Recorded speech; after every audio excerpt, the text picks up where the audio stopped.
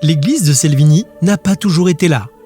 Avant 1880, elle était construite à l'emplacement de l'actuel monument aux morts, en haut de la rue. Elle disparaît en 1793, malgré une tentative des paroissiens qui lancent une souscription pour la racheter.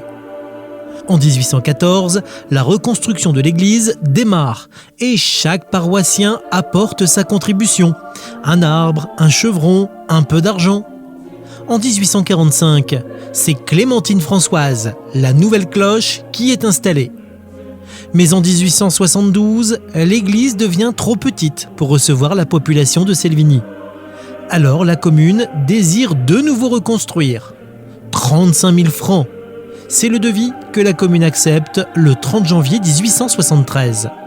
L'église Saint-Martin est donc reconstruite ici, à cet emplacement, et sera bénie 7 ans plus tard, le 20 mai 1880.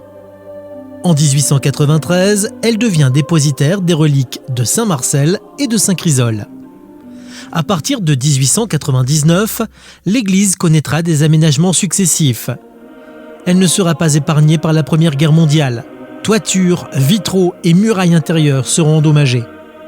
Le 20 mars 1918, 400 soldats allemands prennent possession de l'église. Ils installent une litière de paille et des foyers dont les cheminées passent par les vitraux. Au petit matin, probablement par un mégot mal éteint, la litière s'embrase et les soldats laissent une église noircie du sol au plafond.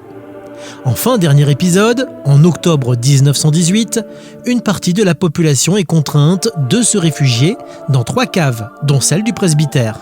La vie s'organise. Pendant ce temps, les soldats allemands tentent de retarder l'avancée des troupes alliées et minent les abords de l'église.